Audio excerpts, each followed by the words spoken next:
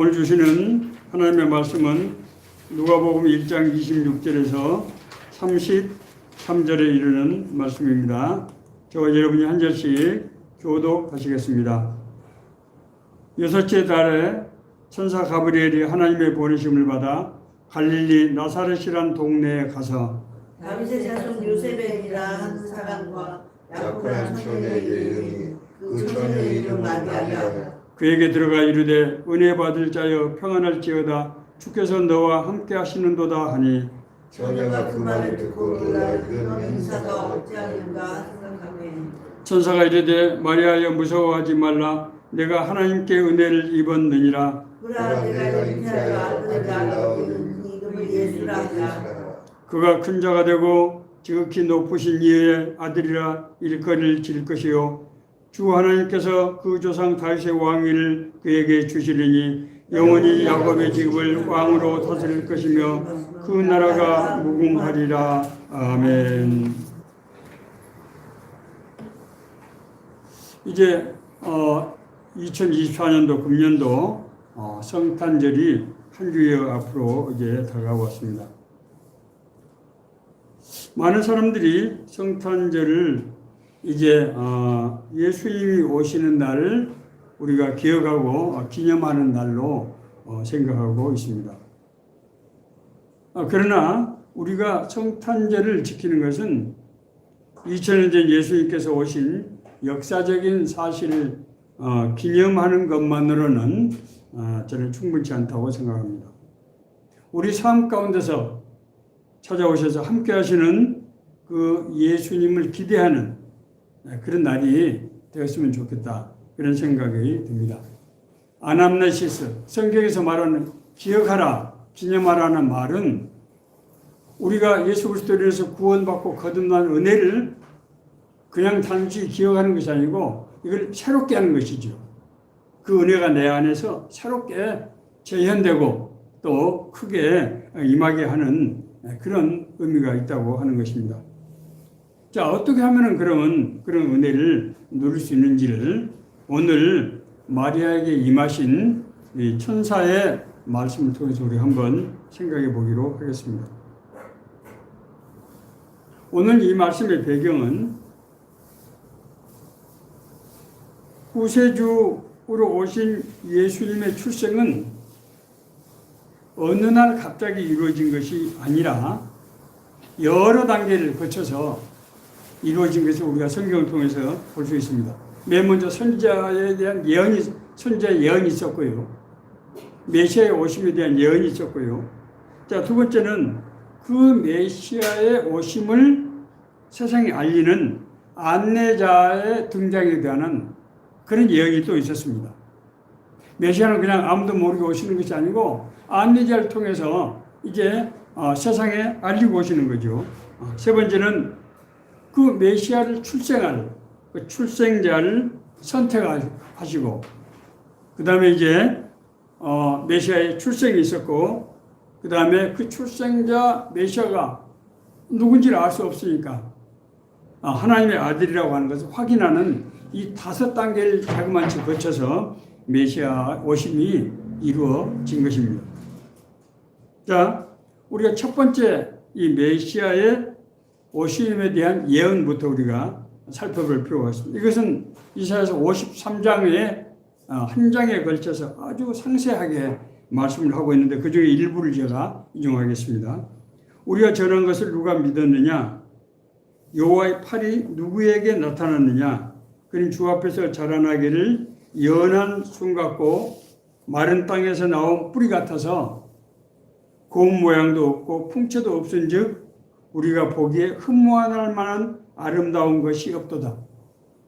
메시아는 어떤 모습으로 오신다고요? 그렇게 훌륭하고 멋지고 휘황찬란한 모습이 아니고 고운 모양도 없고 풍채도 없고 우리가 보기에 흠모할 만한 부러워할 만한 그런 아름다운 것이 없는 그런 상태, 그런 존재로 오신다는 거예요. 그가 찔림은 우리 허물 때문이요 그가 상함은 우리의 죄악 때문이라. 그가 징계를 받음으로 우리는 평화를 누리고 그가 채찍으로 맞음으로 우리는 나음을 받았도다. 우리는 다 양 같아서 그를 행하여 각기 제 길로 갔거늘 여호와께서는 우리 모두의 죄악을 그에게 담당시키셨도다. 하나님의 형상으로 창조된 인간이 불순종으로 하나님에 대한 형상을 잃어버리고 하나님의 뜻과는 전혀 다른 정말 죄악과 불순종의 삶을 살아갈 때 우리를 대신해서 그가 찔림을 받고 그가 상함을 당하고 그가 징계를 받아서 우리가 죄사함을 받고 세상의 평화를 누리게 될 것이다 라는 그런 예언이 이 메시아가 오기 700년 전에 선지자를 통해서 선포됐다고 하는 것입니다. 자, 두 번째 예언은 이제 이 메시아가 오실 때 그 메시아의 길을 안내하는 길잡이. 옛날 여러분 어떻습니까? 임금님이 행차할 때 어떻게 합니까? 임금 지나가는데 아무나 와서 이제 달려든다든지 여러 가지 문제가 있을 수 있기 때문에 상관마만 합시오 하고 징을 치면서 길을 여는 거죠. 그래서 옛날에는 오늘날도 교통 통제도 하고 그렇습니다만은 물론 교과상이 있기 때문에 그렇습니다만 옛날에는 임금 앞에 자빈들이 갈 수가 없기 때문에 아주 길을 열고 아주 고귀한 신분이 아닌 자들은 그 앞에서 얼쩡거리지도 못하게 이렇게 했던 거죠. 그래서 상관마만 합시오 하면 모든 백성들이 머리를 조아리고 땅에 엎드려서 이제 임금의 얼굴을 볼 수가 없었어요. 그런 안내자. 자, 이건 또 이사야서 40장 3절에서 5절에 있는 말씀을 제가 인용하겠습니다. 외친 자의 소리에 이르되 너희는 광야에서 여호와의 길을 예비하라. 광야에서 여호와의 길을 예비하라. 사막에서 우리 하나님의 대로를 평탄케 하라. 골짜기마다 도두어지며 산마다 언덕마다 낮아지며 고르지 아니한 곳이 평탄하게 되며 험한 곳이 평지가 될 것이요 여호와의 영광이 나타나고 모든 육체가 그것을 함께 보리라. 이는 여호와의 입에 말씀하셨느니라. 정말 아름다운 말씀이 여기 지금 선포되어 있죠. 외치는 자의 소리여 너희는 광야에서 여호와의 길. 광야는 어디입니까? 인간이 정말 제대로 살 수 없는 곳, 길이 없는 곳, 인간의 허무한 삶, 죄된 삶, 공고한 삶을 상징하고 있는 것이죠. 그런 가운데 있는 사람들, 백성들 속에 안에서 여호와 길을 예비하라. 우리 하나님의 대로를 하나님이 마음 놓고 오실 수 있도록 그렇게 우리가 영접을 해야 평탄케 하라. 그렇게 되면 어떤 일이 일어납니까? 골짜기마다 도도해지며 산마다 언덕마다 낮아지며 세상에서 부귀영화를 자랑하고 잘난 것을 자랑한 사람들이 낮아지고 가난하고 소외당하고 고통당한 사람들이 높아짐을 받고 그래서 모든 사람들이 함께 어울려서 더불어 살아가는 그런 세상이 된다고 하는 것입니다. 그런 하나님의 뜻과 계획이 일어나고 그래서 모든 육체들이 모든 사람들이 그것을 목도하게 될 것이다 라고 예언하는 것이죠. 예. 자, 세 번째 예언은 마리아에게 임한 출산자의 선택입니다. 오늘 성경 본문의 말씀입니다. 자, 그러면은 어떤 사람에게 어떤 사람을 통해서 이 세상에 오실 것인가, 출산할 것인가 하는 출산자를 선택해야 되는 거예요. 마리아는 뒤에 가서도 말씀드리겠습니다만은 그렇게 특별한 사람이 아니었어요. 그렇게 무슨 세상적으로 알려진 사람이라든가 고귀한 그런 인물이라든가 그런 사람이 아니었어요. 그냥 시골에 너무나 평범한, 사실은 좀 가난하고 그런 어려움 가운데 살아온 그런 순전한 그런 사람이었어요. 그런 여인을 선택해서 이제 그 여인을 통해서 메시아가 오게 됐다고 하는 것을 예언하고 있는 것입니다. 이 예언 이후에 예수께서는 베들레헴의 초라한 여관 마국간에서 출생을 하셨고 그의 출생은 별빛의 인도를 받아서 온 동방 박사들에 의해서 하나님의 아들임이 확인되어서 세상에 알려지게 된 것입니다.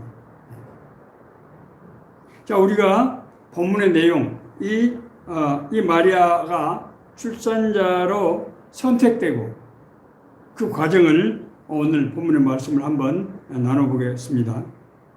자, 우선 마리아라는 이름은 구약 성경에 나오는 미리암의 변형입니다. 그러니까 미리암이 마리아의 이제 원형이라고 그렇게 생각하시면 됩니다. 유대 나라 이 이름을 짓는 풍습은 친족의 이름을 따서 이름을 짓는 것입니다. 그래서 같은 이름이 아주 많습니다. 그래서 우리의 성경에 보면은 누구의 아들 누구 세베대의 아들 무슨 요한 이런 식으로 그렇게 표시합니다. 왜냐하면 요한이라는 사람이 너무 많기 때문에. 사실 예수님의 이름도 굉장히 흔한 이름 중에 하나입니다. 예수, 여호수아, 호세아 다 같은 이름입니다. 그 당시에 예수님이란 이름이 많았기 때문에 우리가 성경에서 예수님 지칭할 때 뭐라고 합니까? 나사렛 예수라고 그렇게 얘기해요. 출생지를 얘기하거나 또 자기 아버지를 붙여서 얘기를 하거나 그렇게 구분하는 것입니다. 그래서 우리 복음서에 보면은 마리아는 사람이 여러 사람이 나오죠. 막달라 마리아도 나오고 또 요한의 어머니 마리아도 나오고 이런 마리아들이 나옵니다. 당시 마리아는 다윗의 자손인 요셉과 정혼, 그러니까 오늘날 말하면 약혼이죠. 정혼한 여인이었는데 메시아의 이 안내자를 생산할, 그러니까 메시아에 온 그 안내자를 생산할 이 제사장 사가랴의 아내 엘리사벳이 자기 친척이었어요. 정말 이상하지 않습니까? 그래서 우리가 마리아가 다윗의 자손의 의인 요셉과 정혼자라는 거 하는 것과 또 메시아의 안내자인 요한의 모친과 친척이라는 사실이 뭔가 정말 이상하잖아요. 정말 너무 저렇게 평범하고 그런 여인이 선택이 되는데 그 선택이 그냥 무작위적으로 선택된 것이 아니라고 하는 것을 우리가 짐작할 수 있게 해주는 그런 대목입니다. 우리가 이해할 수 없는 하나님의 신비, 하나님 나라의 비밀이 거기에 있을 것이다 라는 그런 우리가 생각을 할 수 있게 되는 것이죠. 마리아는 정결한 여인이었고 하나님께 대한 순전한 믿음의 소유자였습니다. 자, 출산자의 선택, 출산자의 지정은 어떻게 알려집니까? 하나님의 천사장 가브리엘을 통해서 이제 전달됩니다. 누가복음 1장 26절에서 28절 말씀입니다. 여섯째 달은 여기서 세례 요한이 출생하고 난 그 후에 6개월 후라는 얘기입니다. 천사 가브리엘이 하나님의 보내심을 받아 갈릴리 나사렛이란 동네에 가서 다윗의 자손 요셉이라는 사람과 약혼한 처녀에게 이르니 그 처녀의 이름은 마리아라. 자, 아까 제가 조금 이렇게 수수께끼 같은 힌트를 좀 드렸습니다.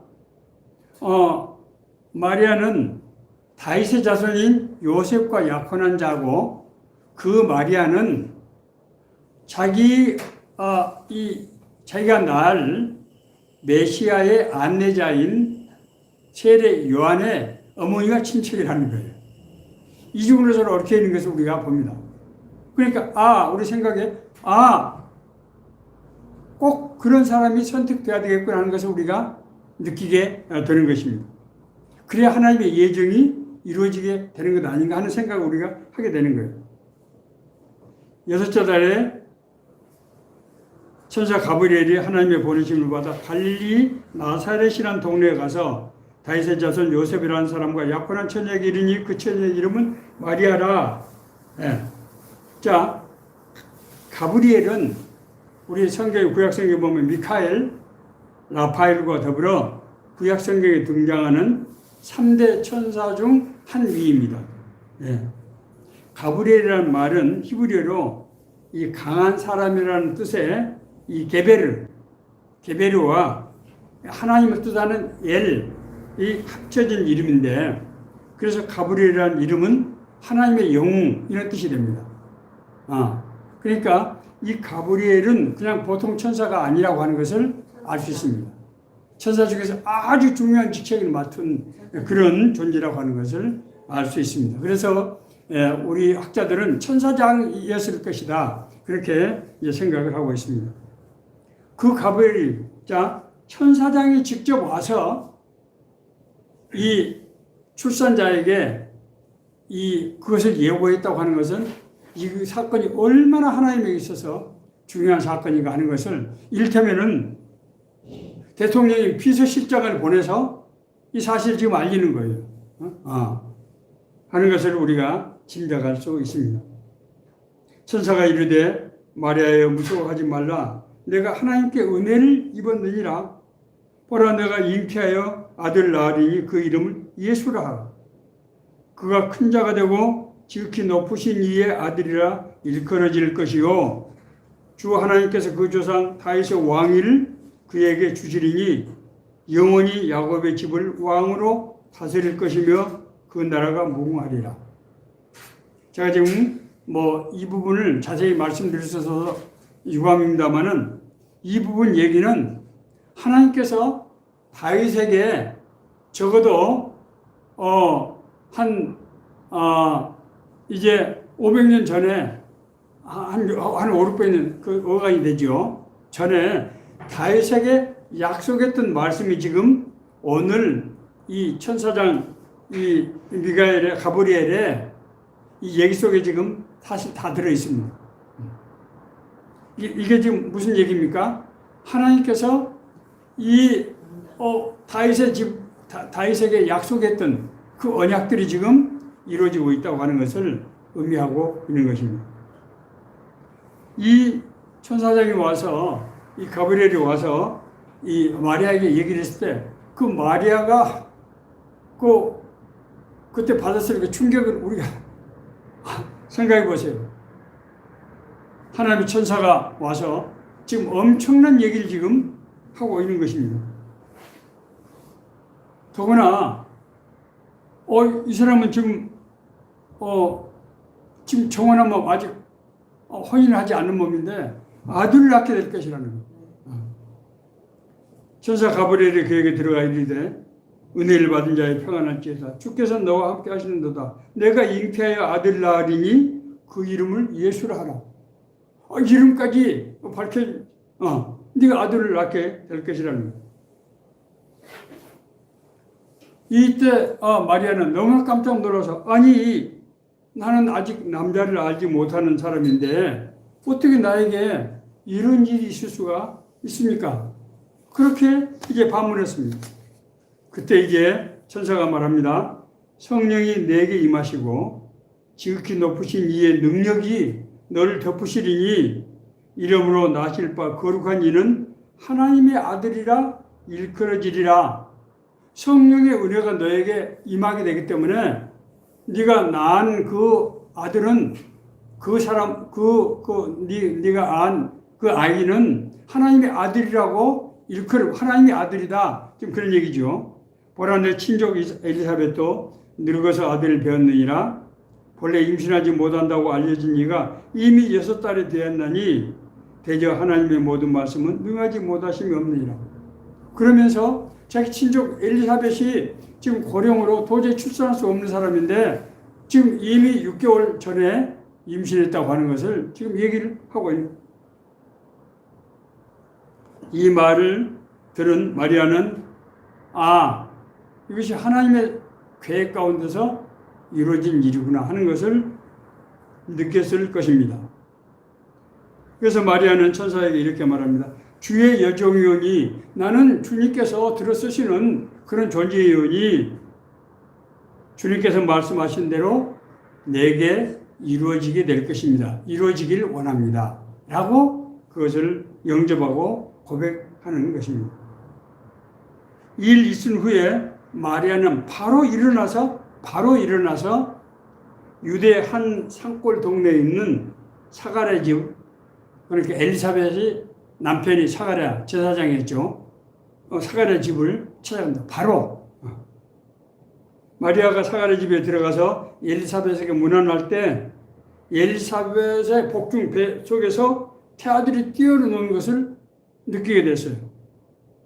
이에 엘리사벳이 성령에 충만하여 큰 소리로 불러 이르되 여자 중에 내가 복이 있으며 내 태중의 아이도 너의 태중의 아이도 복이 있도다.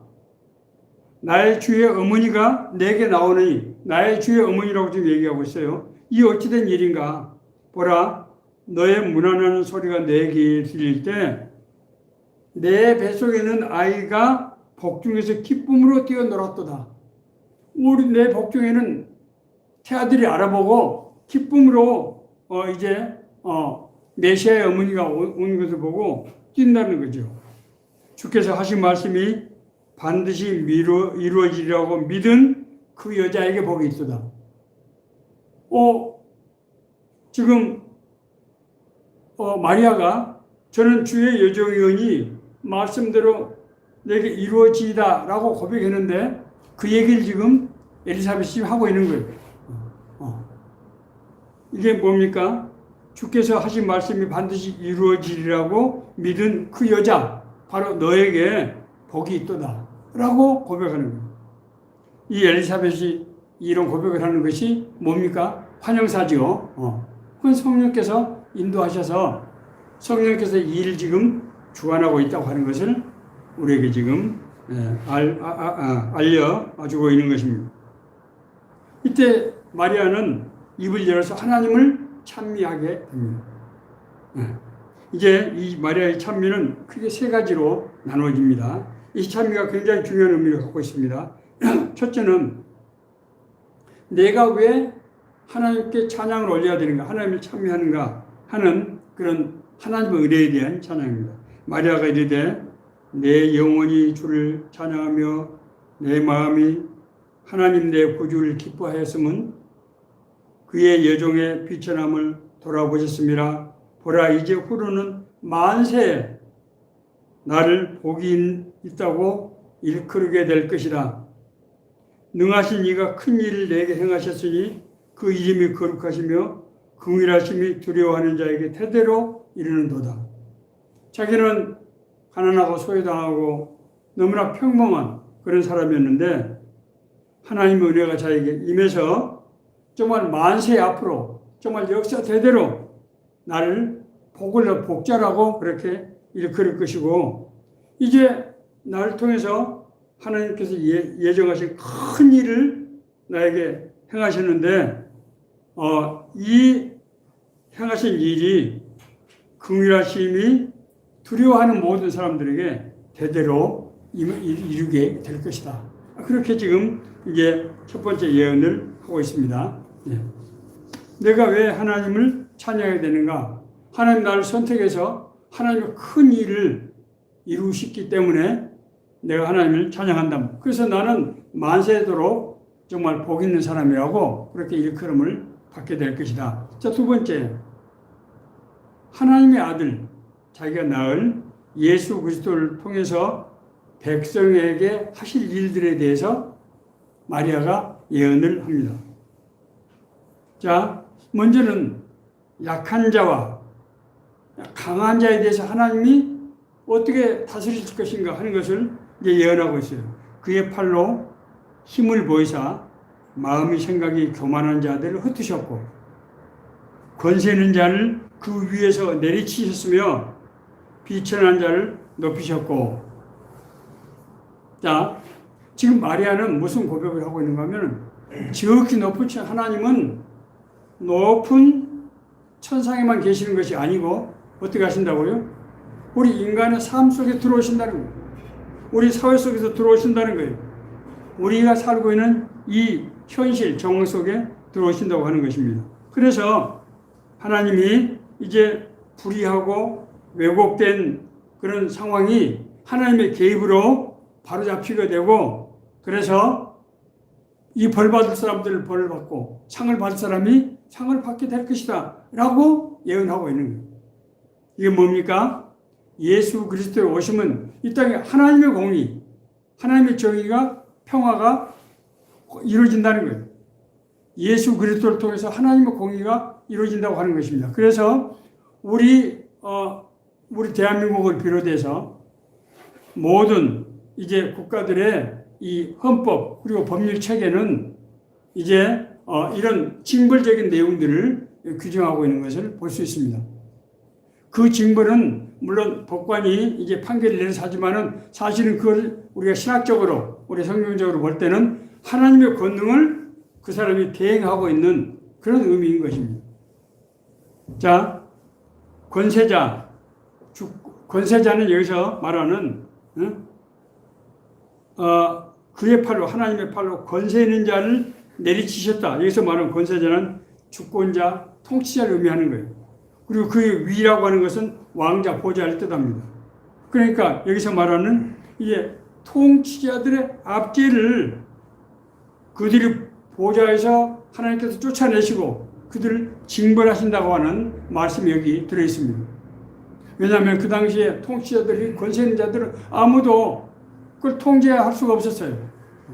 오직 누가 하신다고요? 하나님께서 그 사람들을 징벌해서. 그래서 이제 우리 복음서에 보면은 하나님의 불순종하고 하나님의 불의했던 그런 헤롯 왕을 비롯해서 이런 사람들을 몸에 종기가 나게 하고 뭐 여러 가지 방법으로 하나님께서 이제 사망의 징벌을 내리신 것을 볼 수 있습니다. 자, 뿐만 아니라 마리아는 줄이는 자를 좋은 것으로 배부리셨으며 부자는 빈손으로 보내셨도다. 지금 무슨 얘기예요? 줄이는 자는 하나님께서 배부리시고 부자는 빈손으로 보내셨다는 거예요. 이것은 가난한 자와 부자에 대해서 하나님께서, 인간이 성경의 원리는 뭡니까? 사실 성경 원리는 가난한 자와 부한 자가 그렇게 나눠 살도록 되어 있지 않아요. 성경에는 하나님께서는 가난한 자, 고난받은 사람들, 과부와 특히 나그네, 이방인들을 특별히 배려해야 된다 하는 말씀을 하시고, 성경의 경세사상은 하나님의 희년사상, 토지와 이제 신분도 그 사람이 아무리 여러 가지 사정으로 땅을 잃고 또 노예가 됐다고 할지라도 일정 기간 7년이 7번 계속되는 77년 이후에 50년의 희년에 모든 것이 원상으로 되도록 함으로써 하나님의 공평, 하나님의 공의는 모든 사람이 더불어 살게 하는 거랍니다. 그런데 우리 인간들이 그렇게 더불어 사는 삶을 살지 않을 때 하나님께서 어떻게 하신다고요? 거기에 개입해서 줄이고 약한 사람들을 먹이시고 부자는 빈손으로 버려서 하나님의 이제 보응을 보여주시고 있다고 하는 것입니다. 자, 세 번째는 아브라함의 언약에 대한 하나님의 역사를 노래하고 있습니다. 그 종 이스라엘을 도우사 긍휼히 여기시고 기억하시되 우리 조상에게 말씀하신 것과 같이 아브라함과 그 자손에 영원히 하시리로다 하니라. 무슨 말씀입니까? 이스라엘은 사실은 하나님께서 아브라함에게, 그 자손에게 내가 너로 큰 민족을 이루게 하고 내가 너에게 복을 줘서 이 세상에서 위대한 그런 족속이 되게 하고 내가 너에게 복을 줘서 세계 모든 열방의 족속들이 너희들이 받는 복을 보고 하나님 앞에 돌아오게 하는 그런 샘플, 그런 선택된 나라로 세우겠다고 그런 약속을 하셨죠. 그런데 이스라엘 민족은 가나안 땅에 가서 그 하나님의 나라를 이뤘습니까? 이루지 못했습니다. 심지어 불순종하는 것도 모자라서 이방신을 섬기고 그래서 하나님의 징벌로 멸망하게 되는 거죠.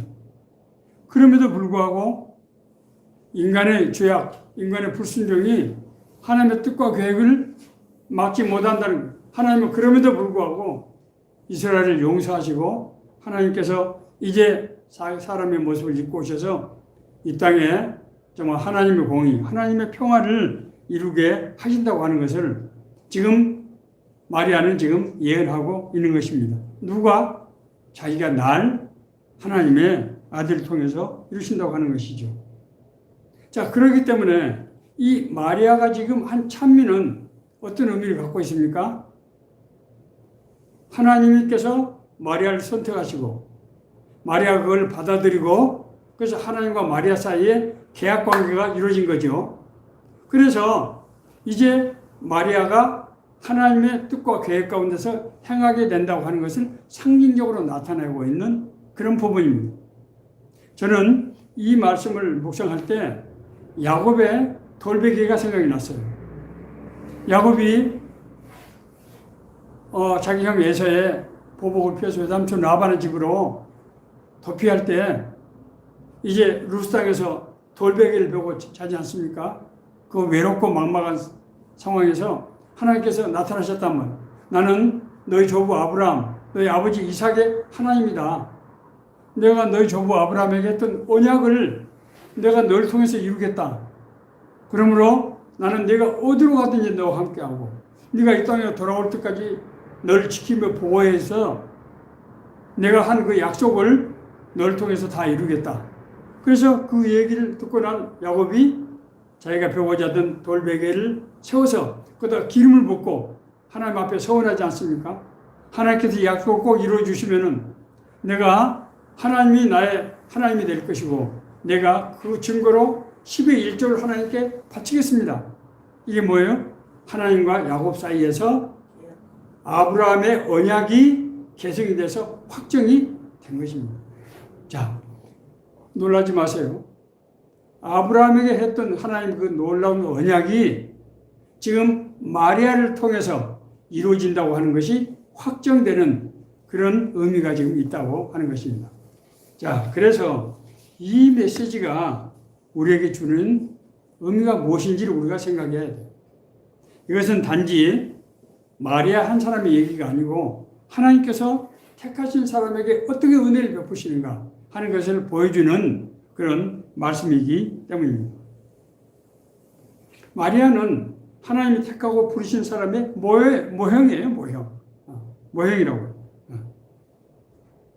마리아의 선택은 예수님이 출생 시점에서 이루어진 것이 아니고 앞서 말씀드린 대로 오래전부터 계획되고 진행되어 온 것이었다는 거예요. 자, 우리가 구원받고 거듭난 것은 우리가 태어나는 그 순간에 결정된 것이 아니라고 성경은 말씀하고 있어요. 뭡니까? 성경은 미리 아시고 우리를 부르시고 우리를 의롭다 하시고 우리를 영화롭게 하신다. 그래서 영화는 하나님의 뜻과 계획 우리 삶 통해서 이루어지는 것을 말하는 거예요. 놀랍지 않습니까? 우리 구원이라고 하는 것은 왜냐하면 인간은 죄이기 때문에 하나님을 알 수도 없고 하나님을 따라 순종할 수가 없어요. 그런데 하나님께서 우리를 선제적으로 은혜를 베푸셔서 구원의 예정이죠.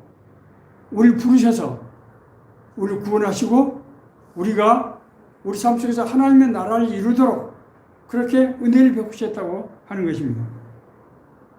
그렇기 때문에 바울 사도는 자기 성도들에게 항상 너희들은 하나님의 부르심의 소망이 무엇인지를 알아야 된다. 하나님의 부르심의 소망. 사람은 자기 자신의 존재를 어떻게 인식하느냐에 따라서 운명이 달라져요. 운명이 달라져요. 저는 제가 청소년 시절에 다소 힘들고 어려운 과정을 거쳐왔지만은 제가 좌절하지 않고 그런 나름대로 어려움을 극복할 수 있었던 것은 나는 너희들이 생각하는 그런 사람이 아니야. 나는 언젠가 나라를 위해서 내가 큰일을 하고 말 거야. 라는 그런 내 나름대로 그런 믿음이 있었기 때문에. 사람은 자신의 존재를 어떻게 인식하냐에 따라서 운명이 달라진다. 내가 하나님의 선택된 하나님의 부르심을 받은 자고 그렇기 때문에 하나님께서 나와 함께 하신다는 걸 우리가 확실히 믿고 있으면은 세상에 근심, 걱정, 불안, 의심이 사라지고 진실로 하나님의 인도하심이 나에게 역사한다는 거예요. 우리는 하나님의 은혜를 받기를 원하고 하나님의 뜻이 우리 삶 속에서 이루어지기를 원하지요. 그것은 오늘 우리가 마리아의 모형을 볼 때 하나님의 계획이 선택된 자에게 임하시고 그것을 우리가 믿음으로 받아들일 때 하나님의 계획과 나의 믿음이 마주치는 점에서 의해서 하나님의 역사가 이루어진다고 하는 것을 알 수 있어요. 그것이 마리아의 창가가 그것을 지금 입증하고 있다고요. 마리아 창가는 이스라엘의 모든 역사의 예정이 거기에 들어있다는 거예요. 놀라운 일 아닙니까? 앞서 제가 말씀드린 대로 미리 아시고 우리를 부르시고 우리를 의롭다 하셨을 뿐만 아니라 우리를 의롭다 하셔서 우리를 영화롭게 하셨다. 하나님의 영광이 우리 삶 속에서 드러나게 하셨다. 하나님의 영광, 하나님의 계획, 하나님의 뜻, 하나님의 경륜이 우리 삶을 통해 드러난다는 거예요. 우리가 이것을 믿고 믿음으로 나가면 진짜 그런 일이 일어난다고 하는 것입니다. 그 대표적인 증거가 뭡니까? 우리가 구원받고 거듭났다는 거예요. 아니 생각해 보세요. 어떻게 사람이 구원받고 거듭날 수가 있습니까? 우리가 잘못을 회개하고 돌이킬 수는 있지만은 새로운 존재로 새로운 생명으로 난다고 하는 것을 이걸 어떻게 설명합니까? 정말로 하나님의 은혜로 우리도 알지 못한 때 우리가 구원받고 거듭나서 우리가 하나님의 음성을 듣게 되고 하나님을 알게 되고 하나님과 동행하는 삶을 살게 됐다는 거예요. 우리가 이것을 믿음으로 알고 받아들일 때 날 향하신 하나님의 뜻과 계획이 있구나 라고 그런 생각으로 우리가 살아갈 때 진실로 그것이 우리 눈에 보이게 되고 우리가 인도하심을 받은 역사가 실제로 나타나는다고 하는 것을 알게 된다고 하는 것입니다. 마리아는 처음에 자기가 임신을 해서 아이를 낳게 된다고 할 때 얼마나 놀랐겠어요. 자, 생각해 보세요. 많은 사람들이 하나님의 은혜를 받기를 원하고 하지만은 하나님의 부르심은 받았지만은 구원받지 못하고 하나님 다 쓰임받지 못하는 것은 무엇 때문입니까? 자기 인간적인 생각 때문입니다. 마태복음 23장에 나오는 천국잔치의 비유에서 어떻습니까? 천국잔치 초대에 부르심을 받은 사람들은 그 초대에 응합니까? 응하지 않습니다. 나는 이제 결혼을 맞이해서 아내를 기쁘게 해야 되기 때문에 나는 지금 사업을 벌여서 일을 해야 될 것들이 많으니까 나중에 다 끝나고 나서 시간이 남으면 가겠습니다. 라고 하나님의 초청을 거부한 거예요. 마리아는 지금 청혼한 약혼한 상태인데 자기가 임신하게 되면 그 당시에는 간음죄로 돌팔매를 맞게 되는 거예요. 요셉도 이것을 너무나 잘 알았기 때문에 조용히 끊고자 해요. 마리아가 처음에 이제 가브리엘 천사의 수태고지를 받고 나서 어떻게 했다고 제가 바로 자기 친척 엘리사벳 집에 가서 3개월 동안 있었어요. 그 기간이 어떤 기간입니까? 임신에 있어서 가장 중요한 기간이에요. 그때 방해를 받거나 문제가 생기면 안 되기 때문에 자기가 임신한 것이 알려지고 나면 자기 고장에서 문제가 되면 큰일 나기 때문에 꼭 3개월 동안 그렇게 있으면서 아마 요셉에게 얘기를 했을 것입니다. 내가 이렇게 해서 내가 지금 아이를 가지게 됐다. 요셉은 처음에 믿을 수가 없었어요. 그래서 요셉은 조용히 끊고자 해요. 조용히 파혼을 하려고 했다는 거예요. 그 당시에 이것은 마리아뿐만 아니라 요셉에도 엄청난 문제예요. 마리아가 이 가브리엘 천사의 이 수태고지를 자기가 믿음으로 받아들 주의 여종이오니 주의 뜻이 나에게 통해서 이루어지이다 하고 그걸 고백하고 영접하고 고백한 것은 자기 목숨을 거는 일이었어요. 그렇지 않습니까? 많은 사람들이 하나님의 은혜를 사모하고 하나님 뜻이 이루어지기를 원하지만은 자기 인간적인 생각과 방법 때문에 하나님의 뜻과 계획을 이해하지 못하고 그걸 이루지 못하는 경우가 너무나 많다는 거예요. 자, 그래서 히브리서 기자는 그렇게 얘기하고 있습니다. 믿음은 바라는 것들의 실상이 보이지 않는 것들의 증거다. 말씀으로, 하나님의 말씀으로 모든 세계가 지어진 줄 아나니 나타난 것은 보이는 것으로 말미암아 된 것이 아니다. 저는 요즘 우리 사회가 돌아가는 걸 보면서 그런 것을 느끼게 됩니다. 네. 이것이 단순히 인간적인 작용, 영적인 작용을 하는 것을 제가 이 설교를 통해서 이렇게 이런 말씀을 드릴 수가 없습니다만 여러 가지 나름대로 증거를 가지고 있다고. 우리 눈에 나타난 것이, 우리 눈에 내가 어떤 일을 당했는데 그런 일이 그럴싸하게 합리적인 이유로 이루어진 것처럼 보이지만은 그 밑에 뭐가 있다고요?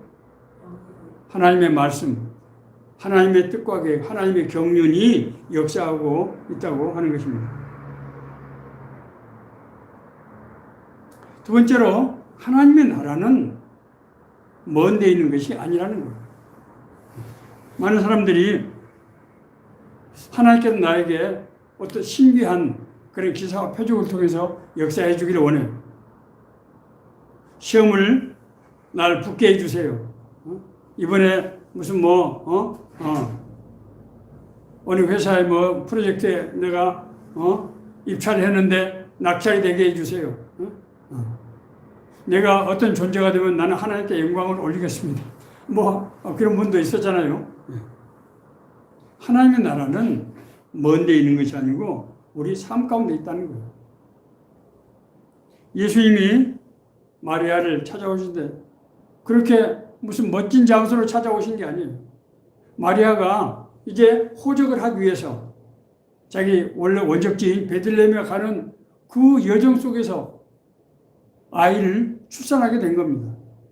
아니, 하나님의 아들이 올라오고 그러면은 조금 좀 멋진 장소에서 정말 좋은 환경에서 정말 하늘에서 천사들의 나팔 소리가 들리고 그런 가운데 출산을 해야 되는 거 아닙니까? 하나님 나라는 성경은 전혀 그렇게 이루어지지 않았다고 말씀하고 있죠. 이것은 뭘 의미하는 것입니까? 예수님은 하늘에서 구름 타고 오신 게 아니에요. 권세 있는 사람에게 태어나는 것도 아니에요. 정말 지극히 평범한 우리 주위에서 많이 보는 그런 감람 물려가 나는 그런 현상과 똑같은 데서 예수님이 나셨단 말이에요. 하나님의 나라는 우리 일상적인 삶 속에서 이루어진다는 거예요. 하나님 나라는 우리 일상의 삶 속에서 내가 날마다 하는 일을 통해서 내가 날마다 만나는 사람 삶 속에서 거기서 이루어진다고 하는 거예요. 그렇기 때문에 예수님께서는 너희가 병든 자, 가난한 자, 어려운 자에게 한 것이 바로 나에게 한 것이다라고 말씀하시는 거예요. 그렇기 때문에 바울사도는 육에 속한 사람은 성령의 일들을 받지 아니하나니 이는 그것들을 알 수도 없나니 그러한 일은 영적으로 분별되기 때문이다. 영적인 일은 우리 눈에 보이지 않게 나타나기 때문에 사람들은 믿지 않는 사람들 그걸 모른다는 거예요. 모른다는 거예요. 그러나 우리 믿음의 사람은 나를 향하신 하나님의 뜻과 계획이 무엇입니까?를 물어보고 자신의 삶 가운데서 하나님이 너희는 이 세대를 본받지 말고 오직 우리가 믿음으로 하나님의 선하시고 기뻐하시고 온전하신 뜻이 무엇인지를 분별하도록 하라. 우리 삶 가운데서 내가 하는 일상 가운데서 하나님이 나한테 기대하는 것이 무엇인가? 성경은 나에게 어떻게 가르쳐 주시는가 하는 것을 생각해서 그 뜻대로 행할 때 하나님의 놀라운 뜻과 계획이 그걸 통해서 이루어진다고 하는 것입니다. 일상 자체가 하나님의 역사라고 하는 것을 알아야 된다고 하는 것. 말씀을 마치겠습니다. 앞서 말씀드린 대로 지금은 그리스도의 오심을 기다리는 대강절 제 세 번째 주이고 이제 한 주여가 지나면은 한 10여일이 지나면은 예수님의 탄생을 우리가 기억하는 날 성탄절을 맞게 됩니다. 성탄절은 우리가 2000년 전의 사건을 기억하고 기념하는 단지 그 행사가 아니라는 거예요. 나를 아시고 나를 부르시고 나를 구원하시고 나를 통해서 하나님의 뜻과 계획을 이루시려고 하는 그 예수님을 만나는 그 예수님의 은혜가 나에게 임하는 그 날이라고 하는 것입니다. 그래서 내가 그 은혜를 받은 내가 그 은혜가 그 하나님의 계획이 미리 하심과 부르심과 의롭다 하심과 영화롭게 하신 그 하나님의 계획이 우리 삶 가운데서 이루어지는 그런 역사다라고 하는 것을 다시 한번 생각하고 우리가 믿음으로 결단하고 나가는 그런 계기가 되어야 한다고 하는 것입니다. 오늘 이 말씀이 그리스도의 오심을 기다리는 우리 모두에게 주시는 생명의 말씀, 은혜의 말씀 되기를 간절히 바랍니다.